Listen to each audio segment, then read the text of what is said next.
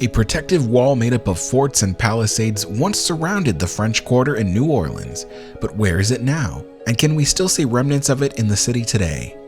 The French Quarter is the original district from which the city expanded to what it is today. It sits on 422 acres of the highest ground elevation in the city, up to 10 feet above sea level, which has helped prevent the quarter from being completely devastated by occasional flooding.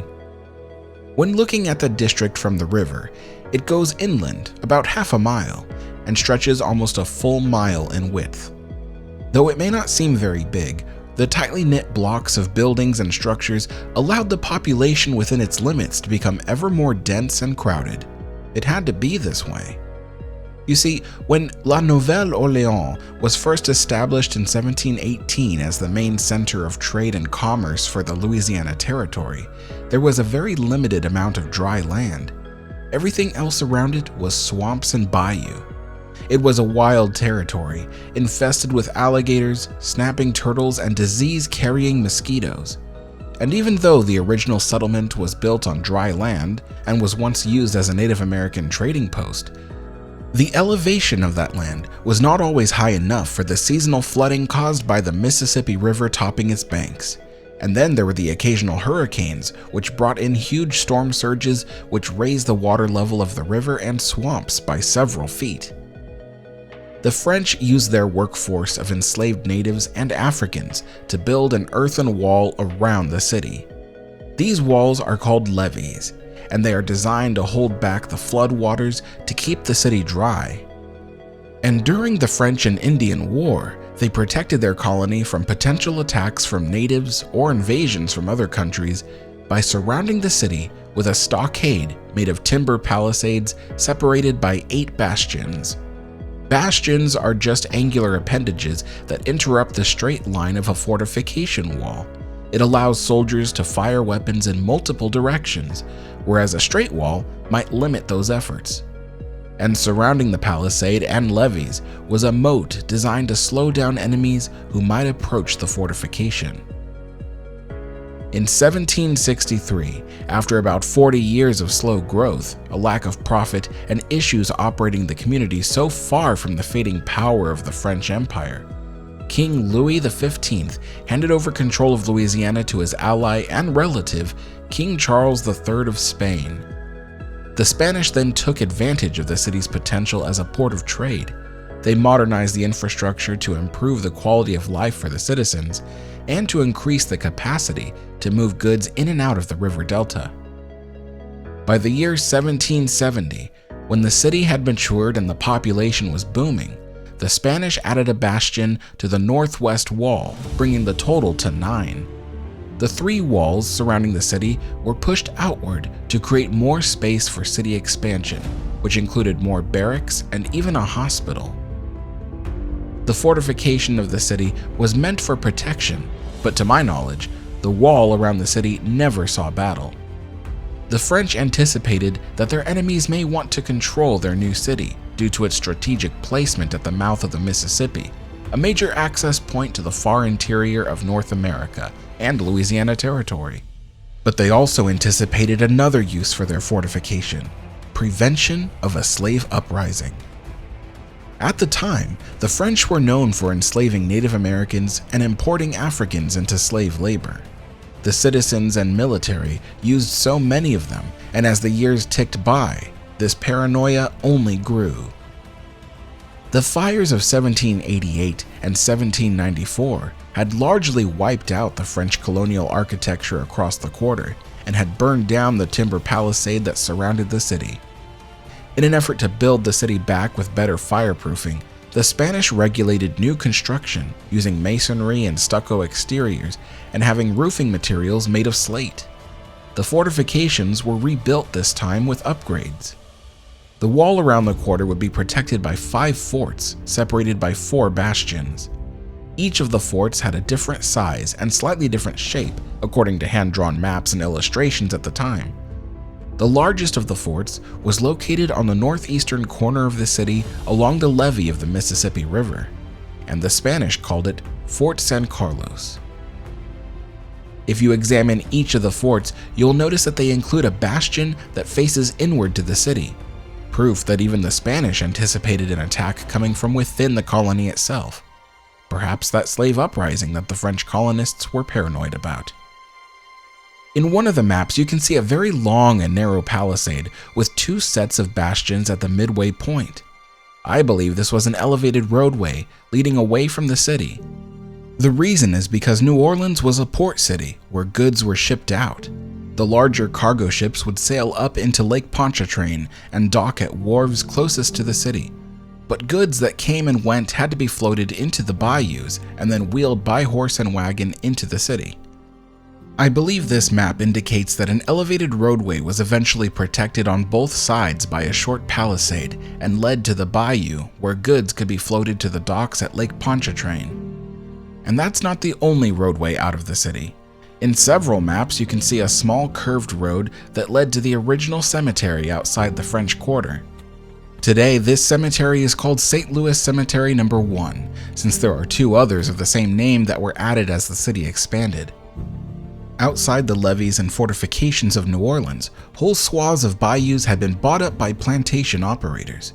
They erected their own levees and pumped water off of their own land to plant crops like cotton and sugarcane.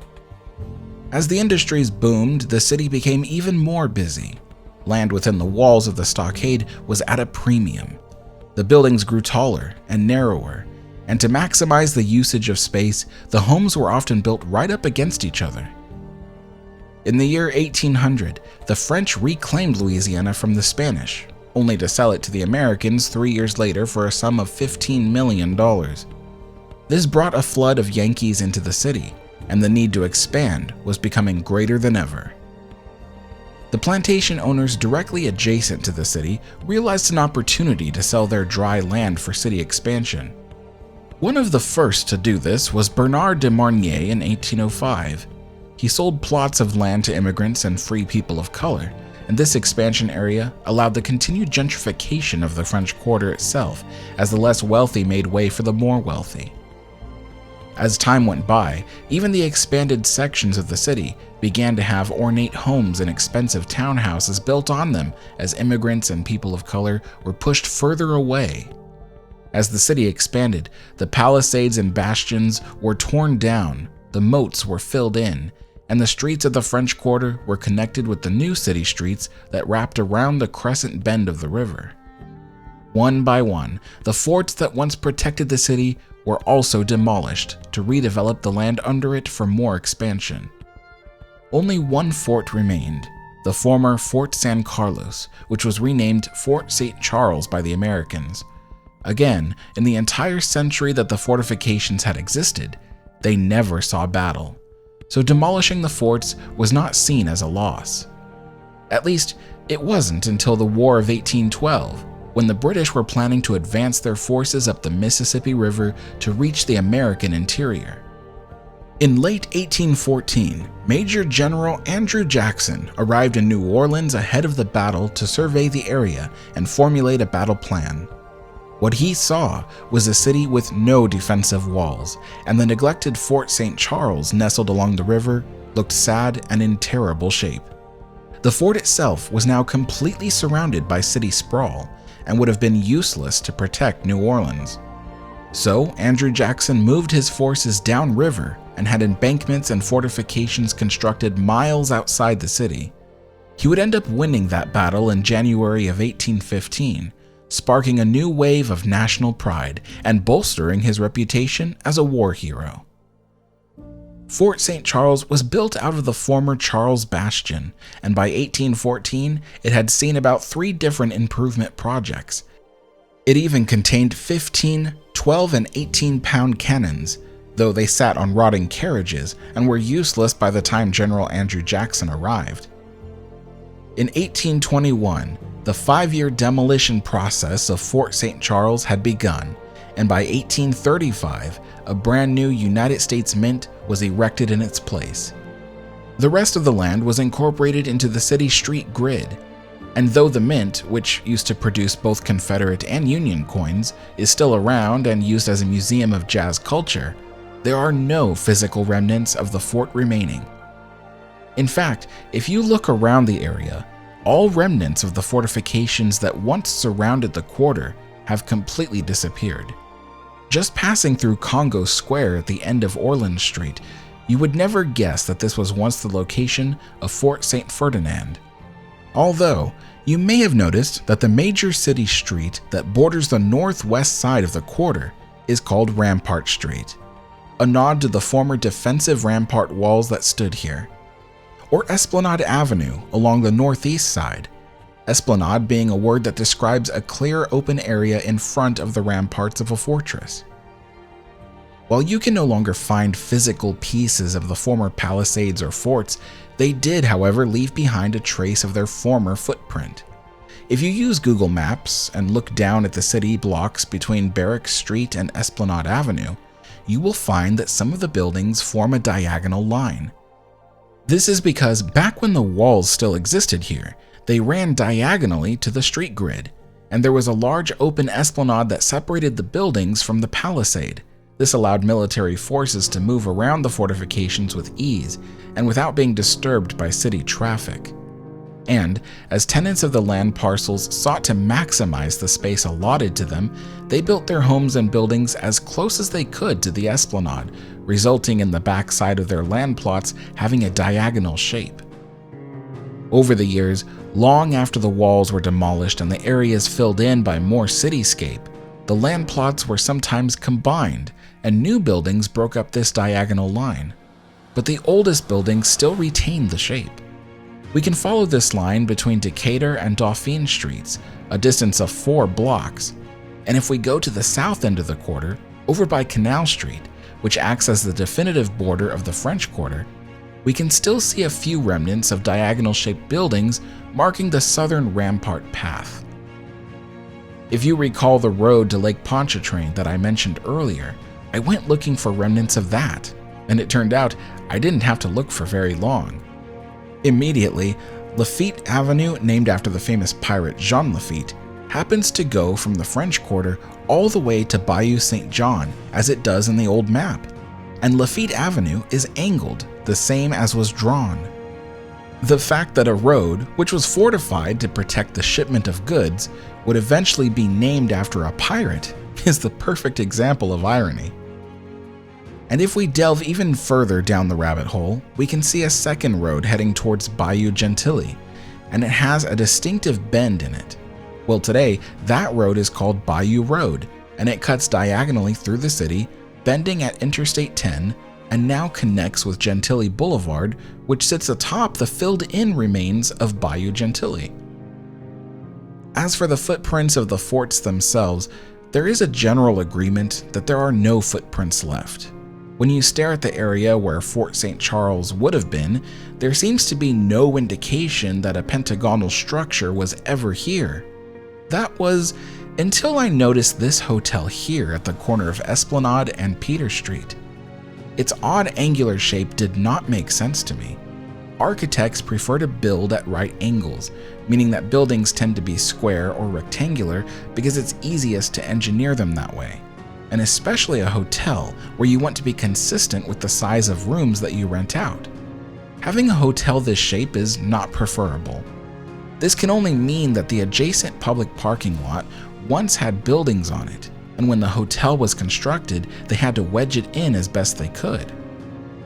When you overlay hand-drawn maps that show the placement of Fort St. Charles, it doesn't align with the shape of this building or the other angular buildings on this block.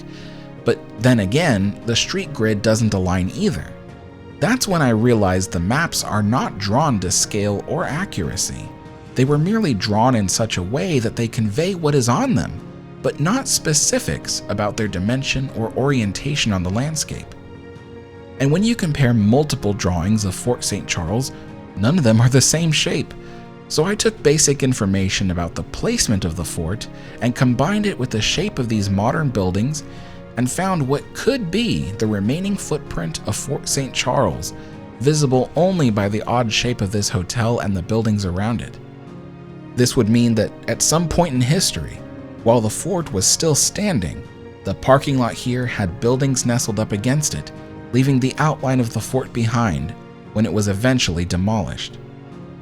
In the end, there isn't too much information about the old fortifications of the French Quarter, unless it's all hidden away in a book somewhere sitting on a dusty shelf. But from what I have found, it certainly is interesting to find a piece of this city's past still leaving its trace on the landscape today. If you'd like to know more about the history and architecture of the French Quarter, be sure to click on my video here. And if you've enjoyed this video, give it a thumbs up and consider subscribing to my channel for more historical content like this. Thanks for watching.